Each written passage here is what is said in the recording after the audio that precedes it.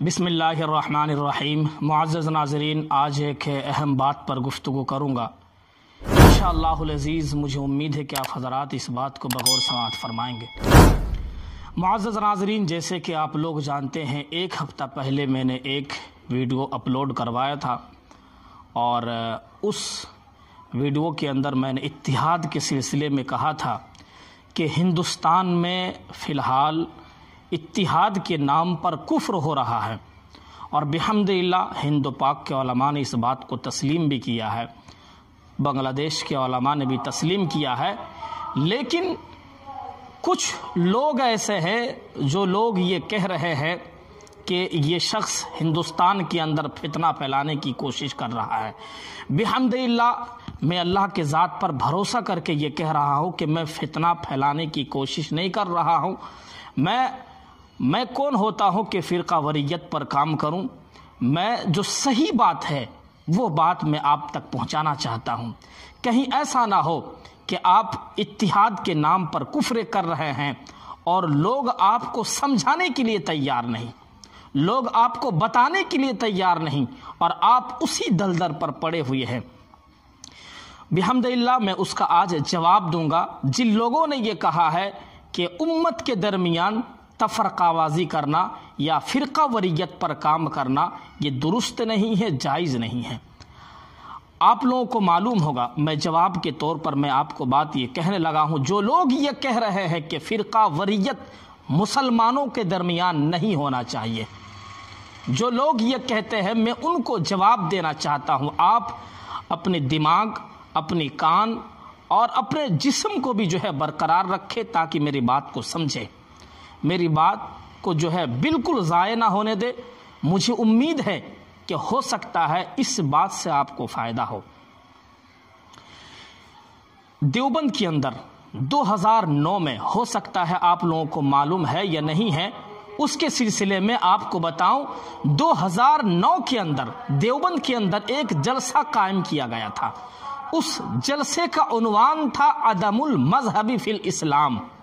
اس جلسے کا عنوان ہی تھا عدم المذہب فی الاسلام، یعنی اسلام کے اندر کوئی مذہب نہیں ہے، یہ عنوان رکھا تھا، جس میں مولانا ریاست علی صاحب بجنوری نور اللہ مرقدہ، اللہ ان کی قبر کو نور سے بھر دے، حضرت مولانا مفتی سعید احمد صاحب پالن پوری نور اللہ مرقدہ، اللہ ان کی بھی قبر کو نور سے بھر دے، اور موجود حضرت مولانا مفتی ابو القاسم صاحب حفظہ اللہ، اللہ تعالی حیات رکھے، برقرار رکھے۔ ان تین علماء کرام کو اس جلسے کے اندر بلائے گئے تھے۔ تینوں حضرات اکابر علماء دیوبند میں سے ہیں، تینوں گئے تھے، اور تمام مکتبہ فکر کے علماء، چاہے وہ اہل حدیث سے ہو، وہ بریلوی مکتب فکر کا ہو یا شیعوں سے ہو، ہر فرقے کے لوگ وہاں پر موجود تھے۔ جب صدر نے صدارت کے ذریعے لوگوں کو یہ کہا کہ یہ جو جلسہ قائم ہو رہا ہے، ہو سکتا ہے کہ آپ لوگوں کے ذہن و دماغ کے اندر یہ جلسہ نہ ہو، لیکن آپ یوٹیوب کے اندر جائیے، 2009 کا جو جلسہ ہوا تھا عدم المذہب فی الاسلام عنوان تھا اس کا۔ تو اس جلسے کے اندر سب سے پہلے مفتی سعید احمد صاحب پالن پوری نور اللہ مرقدہ کو دعوت دی۔ دعوت دینے کے بعد حضرت مفتی صاحب اسٹیج پر تشریف لائے، اور لانے کے بعد مفتی صاحب نے صرف اس حدیث کو بیان فرمایا، تفترق امتی علی 73 ملتا کلہم فی النار الا ملتا واحدہ قالوا من ہی یا رسول اللہ قال ما انا علیہ و اصحابی۔ ایک دوسری روایت بھی ہے، باقاعدہ اس کی یہ جو حدیث ہے، الفاظ کے اندر کہیں تبدیل ہیں، الفاظ کے اندر آگے پیچھے ہیں، لیکن مکمل طور پر یہ حدیث موجود ہے۔ اس حدیث کو حضرت مفتی سعید صاحب رحمہم اللہ نے بیان فرمائی، اور لوگوں سے یہ کہا کہ اللہ کے رسول صلی اللہ علیہ وسلم نے فرمایا کہ بنی اسرائیل میں 71 یا 72 فرقے تھے، اور رسول اللہ صلی اللہ علیہ وسلم نے فرمایا میری امت میں 73 فرقے ہوں گے۔ مفتی صاحب نے یہ بیان کیا اور بیان کرتے ہی یہ فرمایا کہ میری امت میں یعنی رسول اکرم صلی اللہ علیہ وسلم کی امت میں 73 فرقے ہوں گے۔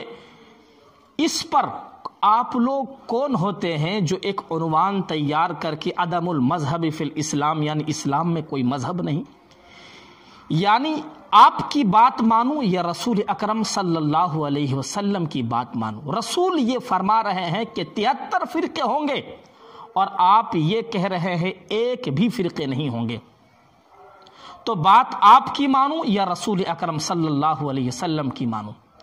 عموماً تمام لوگ یہ کہیں گے کہ رسول اکرم صلی اللہ علیہ وسلم کی بات ہی ماننا ضروری ہے۔ مفتی صاحب یہ بیان کر کے چلے گئے۔ پھر دوسری مرتبے میں حضرت مفتی ابو القاسم حفظہ اللہ جو ابھی موجود ہے، آپ رابطہ کرنا چاہتے ہیں تو ان سے آپ رابطہ کر سکتے ہیں۔ آپ کو 2009 کے جو جلسے کے عنوان وہ آپ کو بتائیں گے۔ انہوں نے بھی یہی حدیث پڑھی اور 10 منٹ کے اندر تقریر ختم کر دیے۔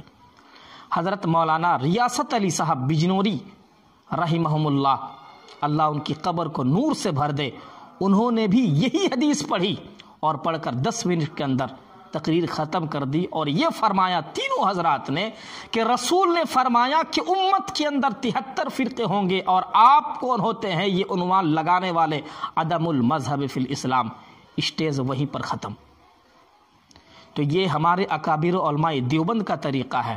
جو لوگ یہ کہتے ہیں کہ یہ فرقہ وریت پر بات کرتے ہیں، بحمدللہ میں فرقہ وریت میں امت کے درمیان توڑنے کی بات نہیں کرتا ہوں بلکہ جوڑنے کی بات کرتا ہوں، لیکن صحیح طریقے سے اگر کوئی حدیث کے خلاف ہے تو بحمدللہ سر اٹھا کر میں بولوں گا کہ یہ حضرات حدیث کے خلاف ہے۔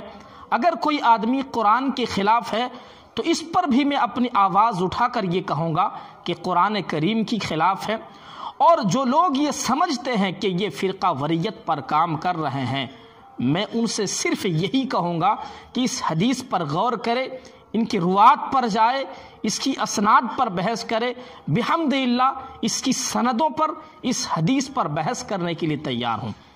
جو لوگ سیاسی رہنما بن کے، سیاسی لیڈر بن کے اور حکومت کے چمچے ہو کر مسلمانوں کو دھوکہ دے رہے ہیں، مسلمانوں کو کافروں کی طرف جوڑ کر اور مسلمانوں کو کفر کی طرف لے جا رہے ہیں، میں ان سے یہی بات کہنا چاہتا ہوں کہ مسلمانوں کی ایمان کو خراب نہ کرے۔ دوستی کرنا چاہتے ہیں تو دوستی کر لے، لیکن اتحاد کے نام پر اگر کفر کرے یہ مسلمانوں کو برداشت نہیں ہے، علماء کو بالکل یہ برداشت نہیں ہے۔ رہی بات، لوگ پوچھ بھی رہے تھے اس حدیث کے سلسلے میں کہ تفتریق امتی کے اندر لوگوں نے کہا کہ ہو سکتا ہے یہ کافروں کے درمیان تفرقہ بازی ہوں گے۔ میں کہتا ہوں کافروں کے درمیان رسول اللہ صلی اللہ علیہ وسلم کی امت میں کافر بھی ہے، ہم بھی ہے، لیکن بعض لوگ کہتے ہیں یہ جو تفرقہ بازی ہوں گے 73 فرقے یہ کافروں میں ہوگا۔ میں کہتا ہوں نہیں، مسلمانوں میں ہوگا۔ آپ کو میں عبارت پڑھ کر آپ کو سنا دوں، اور یہ حدیث آپ ابن ماجہ کے اندر دیکھ سکتے ہیں، تفتریق امتی علی 73 ملتا کلہم فی النار۔ یہ حدیث ابن ماجہ حدیث نمبر 3993، مسند احمد کے اندر جلد نمبر 3 صفحہ 145 کے اندر ہے، اور یہی روایت ترمذی کے اندر موجود ہے۔ اگر آپ دیکھنا چاہتے ہیں دیکھ سکتے ہیں۔ پھر دوبارہ میں سیاسی رہنماؤں سے یہی کہنا چاہوں گا کہ جو لوگ سیاست پر کام کرتے ہیں وہ بالکل سیاست پر کام کرے، کوئی آپ کو روکتا نہیں، کوئی آپ کو ٹوکتا نہیں ہے، لیکن سیاست کے نام پر اگر آپ وہی بھگوا کلر کے کپڑے لگائیں گے، مندروں پر جا کر ان کے ساتھ مل کر پوجا گھنٹی وغیرہ کا کام کریں گے تو اس کے نام اتحاد نہیں ہے، اس کا نام کفر ہے، اور پوری دنیائی امت یہی کہے گی کہ اس کے نام کفر ہے۔ تو یہ حدیث ان کتب میں موجود ہے، اگر آپ دیکھنا چاہتے ہیں تو دیکھ سکتے ہیں۔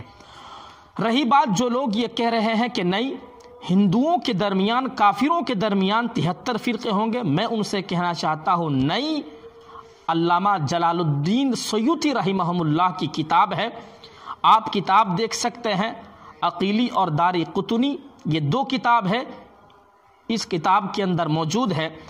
جلال الدین سیوطی علیہ الرحمہ فرماتے ہیں، اور کیا فرماتے ہیں، دارقطنی کے حوالے سے پیش کر کے تحریر فرماتے ہیں، والحدیث، یعنی اس حدیث کے سلسلے میں جو تفتریق امتی ہے، والحدیث المعروف واحدۃ فی الجنت وہی الجماعت، یعنی معروف، فرما رہے ہیں ایک فرقہ جنت میں جائے گا اور یہ مسلمانوں میں سے ہوگا، مسلمانوں میں سے ہوگا، اور یہ 73 فرقے جو ہوں گے یہ مسلمانوں میں سے ہوں گے، مسلمانوں میں سے ہوں گے۔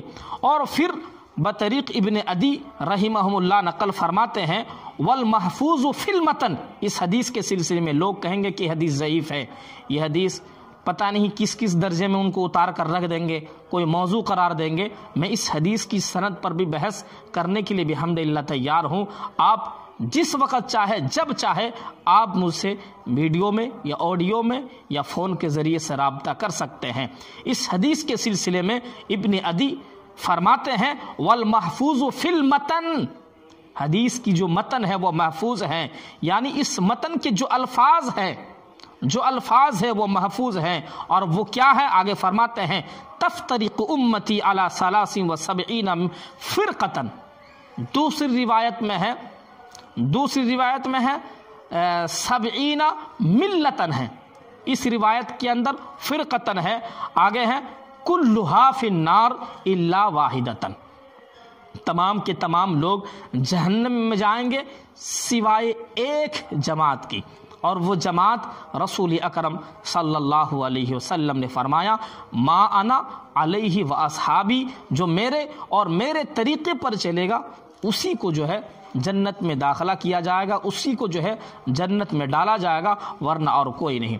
آپ اس پر غور فکر کر سکتے ہیں، تبصرہ کر سکتے ہیں کہ رسول اکرم صلی اللہ علیہ وسلم کے طریقے پر کون ہے، اصحاب پیغمبر کے طریقے پر کون ہے۔ آپ دیکھ سکتے ہیں جو لوگ ہندوؤں کے ساتھ رنگ للیا مناتے ہیں، ہندوؤں کے ساتھ مندروں پر جاتے ہیں، وہ بالکل رسول اکرم صلی اللہ علیہ وسلم کے طریقے پر نہیں ہے، اصحاب پیغمبر کے طریقے پر نہیں ہے، ہرگز نہیں ہے۔ اللہ تعالیٰ ایک آیت کے اندر ارشاد بھی فرما رہے ہیں، یا ایھا الذین آمنوا لا تتخذوا عدوی وعدوکم، عدوی وعدوکم۔ آپ اس آیت کی تفسیر آپ دیکھ سکتے ہیں معارف القرآن کے اندر، اور دیگر تفاسیر میں آپ دیکھ سکتے ہیں، جو میری دشمن ہے اور جو تم لوگ یعنی صحابہ کرام کا جو دشمن ہے ان سے دوستی نہ کرو، یہ اللہ تعالیٰ فرما رہے ہیں۔ اللہ تعالیٰ ہم سبوں کی ایمان کی حفاظت فرمائے۔ مسائل قاضی کو سبسکرائب کریں اور گھنٹی والے بٹن کو ضرور دبائیں تاکہ ہر بیان اور مسائل آپ تک بآسانی پہنچ جائے، اور ویڈیو کو شیئر کرنے نہ بھولیں۔